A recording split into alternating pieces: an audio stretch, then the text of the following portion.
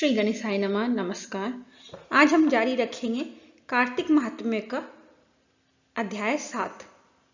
नारद जी ने कहा, हे राजन, कार्तिक मास में व्रत करने वाले के नियम को मैं संक्षेप में बताता हूँ, उसे आप सुनिए। व्रती को सब प्रकार के आमिष, मांस, उड़द, राई, खटाई तथा नशीली वस्तुओं का त्याग कर देना चाहिए।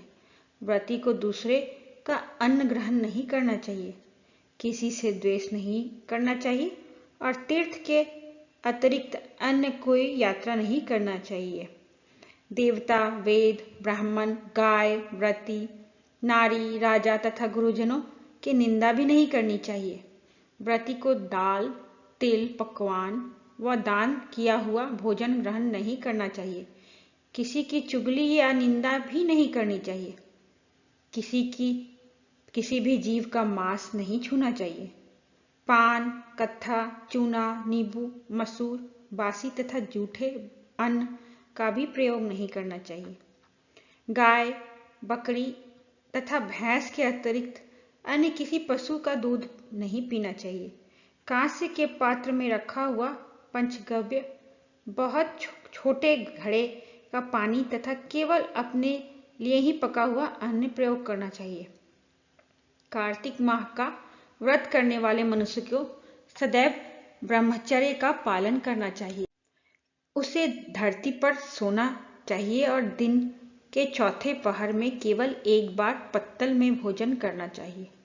व्रती कार्तिक माह में केवल नरक चतुर्दशी, जिसे छोटी दिवाली भी कहा जाता है, के दिन ही शरीर में तेल लगा सकता है।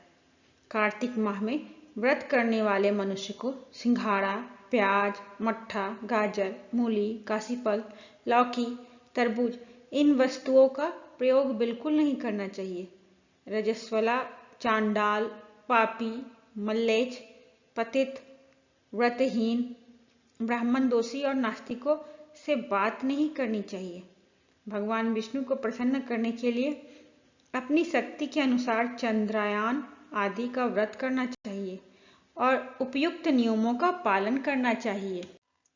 व्रती को प्रतिपदा को कुम्हड़ा, द्वितीया को कटहल, तृतीया को तरुणी स्त्री, चतुर्थी को मूली, पंचमी को बेल, षष्ठी को तरबूज, सप्तमी को आंवला, अष्टमी को नारियल, नवमी को मूली, दसवीं को लौकी, एकादशी को परवल, द्वादशी को बेर, त्रयोदशी को मट्ठा, चतुर्दशी को गाजर, दसवीं को लौकी, एकादशी को परवल, द्वादशी को बेर, त्रयोदशी को मट्ठा, चतुर्दशी को गाजर तथा पूर्णिमा को साग का प्रयोग नहीं करना चाहिए। रविवार को आंवला का प्रयोग नहीं करना चाहिए।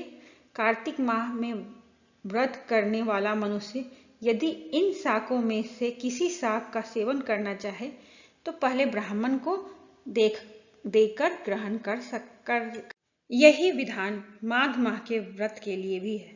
देवोत्थनी एकादशी में पहले कही गई विधि के अनुसार नृत्य, जागरण, गायन, वादन आदि करना चाहिए। इसको विधि पूर्वक करने वाले मनुष्य को देखकर यमदूत ऐसे भाग जाते हैं जैसे सिंह की गर्जना से हाथी भाग जाते हैं। कार्तिक माह का व्रत सभी व्रतों में श्रेष्ठ है। इसके अतिरिक्त जितने भी व्रत यज्ञ है वह 1000 की संख्या में किए जाने पर भी इसकी तुलना नहीं कर सकते, क्योंकि यज्ञ करने वाले मनुष्य को सीधा वैकुंठ की प्राप्ति होती है। जिस प्रकार राजा की रक्षा उसके अंगरक्षक करते हैं, उसी प्रकार कार्तिक माह का व्रत करने वालों की रक्षा भगवान विष्णु की आज्ञा से इंद्रादि देवता करते हैं। व्रती मनुष्य जहाँ कहीं भी रहता है वहीं पर उसकी पूजा होती है, उसका यश फैलता है। उसके निवास स्थान पर भूत, पिशाच आदि कोई भी नहीं रह पाते। विधि पूर्वक कार्तिक माह का व्रत करने वाले मनुष्यों के पुण्यों का वर्णन करने में ब्रह्मा जी भी असमर्थ है। यह व्रत सभी पापों को नष्ट करने वाला, पुत्र पौत्र प्रदान करने वाला और धन धान्य की वृद्धि करने वाला है। जय माँ तुलसी। जय ओम नमः।